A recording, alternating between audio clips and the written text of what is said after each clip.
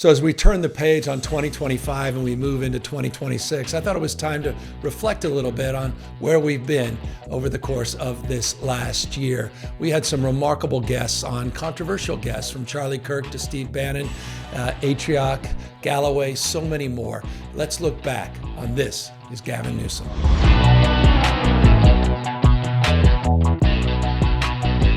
Many of you are likely familiar with my first guest on this podcast. It was 9 months ago that I had Charlie Kirk on for an extended conversation. A lot of folks had a lot of opinions about that podcast, and a lot of clips traveled far and wide, a lot of headlines about the podcast. But lost in the headlines was a conversation that I thought was really important about what the Democratic Party needs to do better, what Democrats need to do more of, particularly as it relates to long-form podcasts. Getting, as Charlie said, out of these unsanitized conversations into the wild and connecting with folks in a more risky, more raw, and at times more emotional way. We pick up on this clip of that part of our conversation with This Is Charlie Kirk. I'm part of it, and credit to you for doing long-form podcasting, because long-form podcasting does penetrate different audiences, right? And our show does very well. But part of the problem of the Democrat Party that for the health of the country would be great to change is that Democrats cannot survive in long-form podcasting environments. Why? It's too unscripted. It's too masculine, honestly. And the Democrat Party's become too feminine. What is masculine about a podcast? Honestly, because I get the whole manosphere, this bro podcast. To go stuff. into the wilderness with no rules and duel it out and see who's better or who's stronger. No, seriously.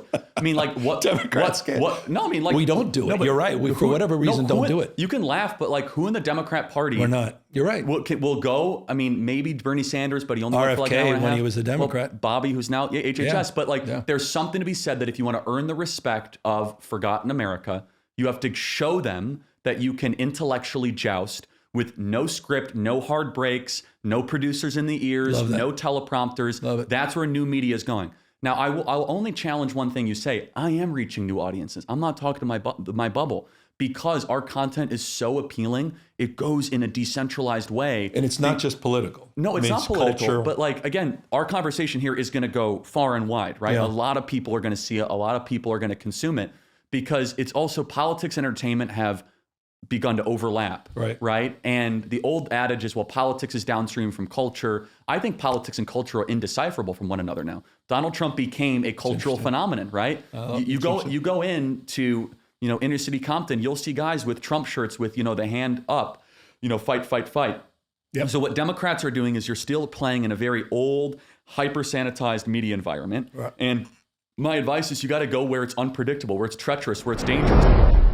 One of the other interesting guests we had on earlier this year was Steve Bannon, someone who's very familiar in the MAGA universe, very familiar to those supporters of Donald Trump. What is less familiar was Bannon, who was in the midst at the time of this conversation, in the midst of a debate with members of Congress, particularly Republican members of Congress, where he was actually arguing in favor of raising taxes on corporations and raising taxes on the 1%. In this clip, we have a conversation where I actually interject and challenged him that he was arguing for sounded a lot like California's progressive tax system. This is Steve Bannon. The idea that you're even talking about the corporate tax rate and the tax rate for the wealthiest among us, and having, the fact that we're having this dialogue about your different approach. In some ways, it's the California tax policy as it relates to more progressive tax policy that favors the working class. We would never take anything from California. I understand. I'm challenging you on the point.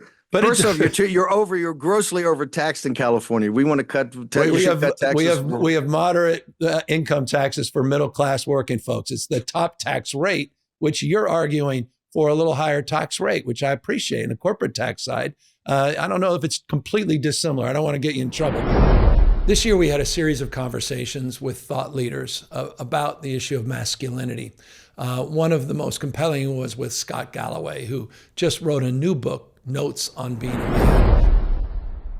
Young men are being targeted by the deepest pocketed, most talented organizations in the world specifically big tech, want to give them the sense that they can have a reasonable facsimile of life on a screen with an algorithm. Why go out and try and make friends when you have Reddit and Discord? Why go through the pain of putting on a tie, showing up on time, not partying during the week, and get a real job when you can trade stocks or crypto on Coinbase or Robinhood, which usually leads to disaster? Why go through the humiliation, the effort, the rejection, showering, for God's sakes, working out, having a plan, showing resilience, approaching a stranger and expressing romantic interest when you have porn? The scariest stat I've seen is that 51% of American men age 18 to 24 have never asked a woman out in person. So I think the America today, Scott, by the way, just because I can't help it, I got two young women behind the camera, literally both shook their head when you said that. Oh, really? Forgive me. I mean, they literally, and now they're laughing, but nervously. I mean, that was very powerful stat you just gave, and it was powerful, their response. Well, look, I think a lot about masculinity in America. And the reality is, back in the 80s, America loved unremarkable people.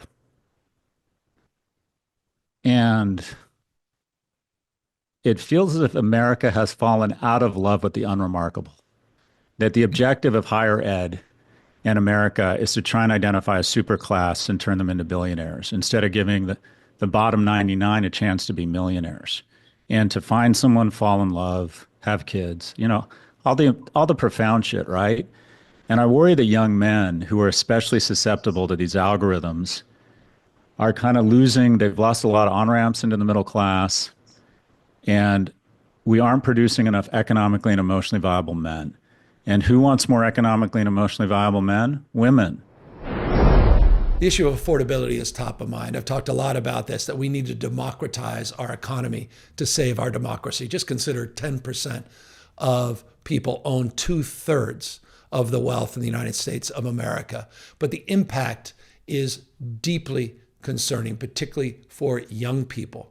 Just consider someone 30 years or younger. It's the first generation that's not doing better than their parents.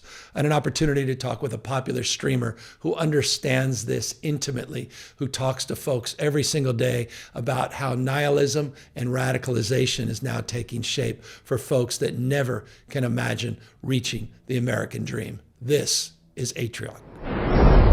It comes back to economics, and again, if I could boil it down to one word, it's like radicalism is when no house. That's it. If you can't get a house, if you don't see a path to get a house, and I hear this all the time, some of them are working. They're working decent jobs. They're working hard. It's not even feasible in a lot of these cities to ever get a house. You can't save up enough without taking on an absurd amount of debt ever. It's just not possible.